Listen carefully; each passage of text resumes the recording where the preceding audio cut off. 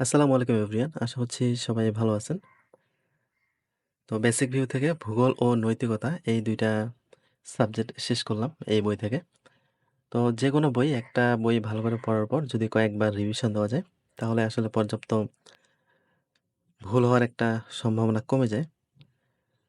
তো বিসিএসটা আসলে এরকমই, যত বেশি রিভিশন দেওয়া যায় তত বেশি ভুলটা কমানো যায়।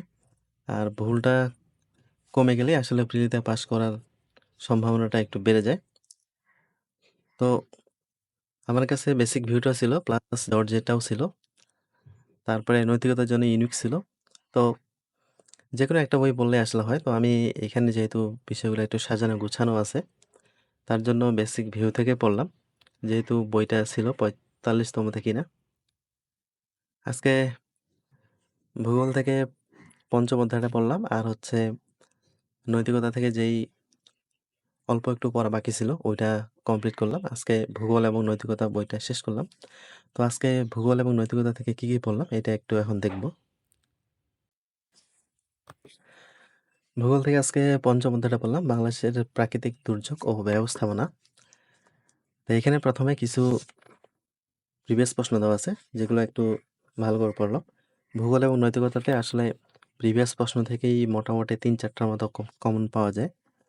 ওইখান থেকে আর যদি সিলেক্টিভ কিছু টপিক পড়ে যদি আরো ২-১ নাম্বার নেওয়া যায়, তাহলে মোটামুটি ভূগোল এবং নৈতিকতা থেকে প্রিপারেশনটা হয়ে যায়। আসলে এই ২ টা সাবজেক্টে অনেক বেশি প্রত্যাশা করাটা একটু বেশি হয়ে যায়। কারণ এই ২ টা বই থেকে কমন নেওয়াটা খুব বেশি এখন একটু কঠিন হয়ে যাচ্ছে।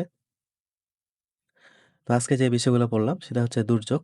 দুর্যোগের ধরনগুলো একটু পড়লাম। যে প্রাকৃতিক দুর্যোগ আর হচ্ছে মানবসৃষ্ট দুর্যোগ। তারপরে হচ্ছে বন্যা। এখানে ১৯৮৮ সালে বন্যা, ৯৮ সালে বন্যা আর ২০২২ সালের বন্যাটা একটু বেশি গুরুত্বপূর্ণ। তারপরে এফসিডিআই আর হচ্ছে এফএপি, এই ২ টা সংগঠন একটু পড়লাম। তারপরে এফসিডিআই এর প্রধান হচ্ছে যে প্রকল্পগুলা, এখানে গঙ্গা কপোতাক্ষ সেচ প্রকল্প আর হচ্ছে DND project, Dhaka Narayanganj Demra project, এই ২ টা একটু বেশি গুরুত্বপূর্ণ। তারপরে আছে তিস্তা বাঁধ প্রকল্প। তারপরে বললাম হচ্ছে কালবৈশাখী ঝড় আর হচ্ছে নতুন প্রাকৃতিক দুর্যোগ বজ্রপাত। বর্তমানে বাংলাদেশের জন্য খুবই একটা ঝুঁকিপূর্ণ বজ্রপাত। তো বজ্রপাত থেকে বাঁচার যে উপায়গুলো আছে, কারণগুলো, এগুলো একটু পড়লাম। তারপরে বললাম হচ্ছে ভূমিকম্প। ভূমিকম্প থেকে এখানে মাঝারি ভূমিকম্প আসলে, তারপরে তীব্র ভূমিকম্প এবং ভয়াবহ এবং অতি ভয়াবহ এর মাত্রাগুলো একটু জানা দরকার। তারপরে ভূমিকম্পকে বাংলাদেশের ৩ টা অঞ্চলে এখানে ভাগ করা হয়েছে। এই বিষয়গুলো একটু দেখলাম। আর হচ্ছে এখানে প্রিভিয়াস প্রশ্নগুলো একটু বেশি করেই ভালো করে পড়ার চেষ্টা করি। তারপরে পড়লাম হচ্ছে সাইক্লোন। সাইক্লোন থেকে ভোলা, ১৯৭০ সালের সাইক্লোনটা সবচেয়ে বড় ছিল ইতিহাসের। তারপরে ম্যারি অ্যান, এটাই ছিল শতাব্দীর প্রচণ্ডতম ঘূর্ণিঝড়। তারপরে সর্বশেষ যেটা হয়েছিল আমাদের আম্পান ২০২০ সালে। এই বিষয়গুলো একটু দেখলাম। তারপরে এখানে নিচে কিছু দেওয়া আছে যে সাইক্লোন, হ্যারিকেন, টাইফুন আসলে কোন ধরনের ঘূর্ণিঝড়গুলোকে বলা হয়।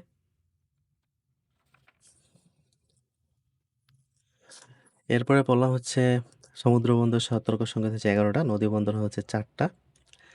এটা একটু গুরুত্বপূর্ণ। তারপরে প্রিভিয়াস প্রশ্নগুলা।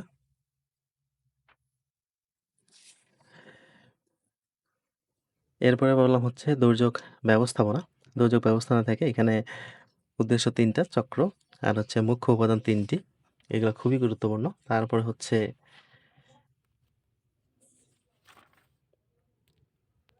দুর্যোগ ব্যবস্থাপনার যে চক্রটা আছে, এই চক্রটা খুবই গুরুত্বপূর্ণ। প্রশ্ন কিন্তু এখান থেকে আসার সম্ভাবনা আছে।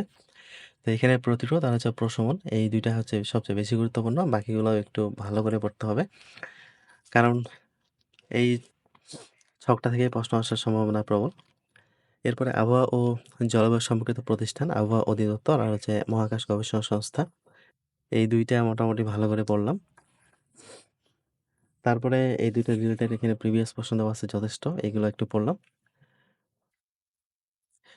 তারপরে জলবায়ু পরিবর্তনে বাংলাদেশের ঝুঁকি, এটা একটু রিডিং দিলাম। আর হচ্ছে এখানে জলবায়ু সম্পর্কিত কিছু সংগঠন দেওয়া আছে।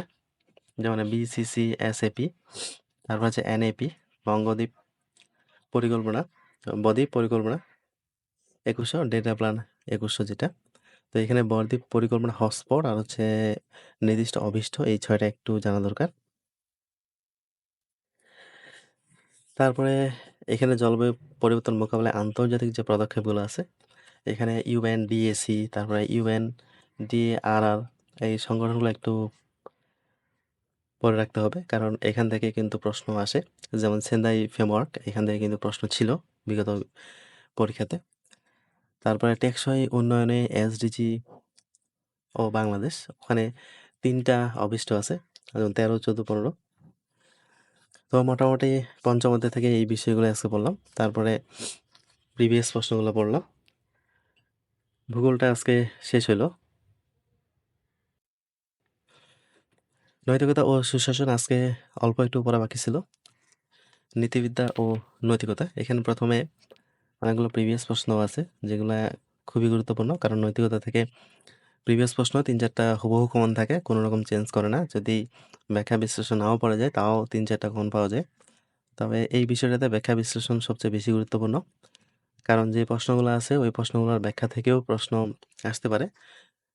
এখানে হিউজ পড়াশোনা আছে নৈতিকতা ও সুশাসনে, কিন্তু আসলে অত পড়ে রিটেনে যেহেতু নাই, আসলে অত কোনো কাজেরও না। আর এখানে কমন পাওয়াটাও একটু বেশি কঠিন। এজন্য প্রিভিয়াস ভিত্তিক পড়ে বাকি যেগুলা ইম্পর্টেন্ট জাস্ট ওইগুলো একটু পড়তে হবে।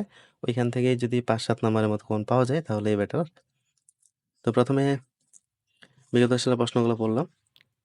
তো এখানে যেই টাইপের প্রশ্নগুলো আসছে পরে কিন্তু ওই টাইপের টপিকগুলো থেকেই বেশি বেশি পড়ার চেষ্টা করছি। প্রথমে এখানে পড়লাম হচ্ছে নীতিবিদের ধারণা ও সংজ্ঞা। এখান থেকে কিছু জিনিস গুরুত্বপূর্ণ, যেমন সংজ্ঞাগুলো গুরুত্বপূর্ণ। তারপরে নীতিবিদ্যার আদর্শ আছে ৪টি। তারপরে হচ্ছে ইমানুয়েল কান্টের নীতিবিদ্যার মূল কথা ৩টি। Immanuel Kant. তারপরে ইচ্ছার স্বাধীনতা বিরোধী মতবাদ, অদৃষ্টবাদ।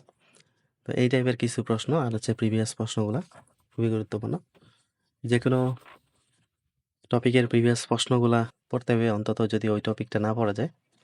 তারপরে পড়লাম হচ্ছে নৈতিকতা। এখানে নৈতিকতা এবং নৈতিকতা আইন এবং নৈতিকতা সম্পর্কে যে তথ্যগুলো দেওয়া আছে এগুলো খুবই গুরুত্বপূর্ণ, সাথে প্রিভিয়াস প্রশ্নগুলো।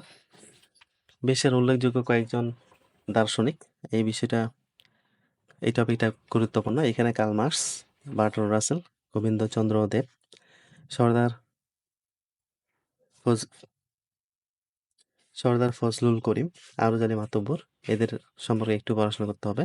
তারপরে নীতিশাস্ত্রের উপর বিভিন্ন বই আছে, যে কোনো বিসিএসে বই থেকে প্রশ্ন আসে মোটামুটি ১-২টা, এই জন্য বইগুলো এখানে গুরুত্বপূর্ণ।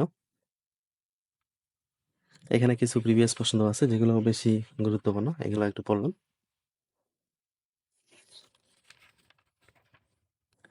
তারপরে যে বিষয়টা বললাম সেটা হচ্ছে অধিকার। তো অধিকার থেকে একটা প্রশ্ন ছিল, এখানে বাংলাদেশের মৌলিক অধিকার সংবিধানের ২৭ থেকে ৪৪ পর্যন্ত, যেটা আমরা সংবিধানেও একবার পড়ব। তো ওই সংবিধানের ২৭ থেকে যে ৪৪, ওখান থেকে কিন্তু একটা প্রশ্ন ছিল। এই জন্য এখানে অধিকারটা মোটামুটি ভালো করে দেখলাম, আর হচ্ছে সংবিধানের ২৭ থেকে ৪৪ পর্যন্ত যেগুলো আছে অনুচ্ছেদগুলা, এগুলো পড়লাম, আর হচ্ছে প্রিভিয়াস প্রশ্নগুলো পড়লাম। তো মূলত নৈতিকতা ও সুশাসন পড়া আজকের এ পর্যন্তই ছিল। আর কিছু প্রিভিয়াস প্রশ্ন আছে যেই টপিকগুলা পড়া হয়নি, ওগুলার অবশ্যই প্রিভিয়াসগুলো পড়তে হবে, তাহলেই পড়াশোনা হয়ে যাবে। আসলে বেসিক ভিউতে অনেক বেশি বিস্তারিত দেওয়া আছে, কতগুলা টপিক আছে যেগুলো আসলে আসার মতো না। তো ওই টপিকের যদি প্রিভিয়াস কোনো প্রশ্ন থাকে তাহলে শুধু জাস্ট ওইগুলাই, এর বাইরে না। তো আজকে এ পর্যন্তই। সবাই ভালো থাকবেন, সুস্থ থাকবেন। আসসালামু আলাইকুম।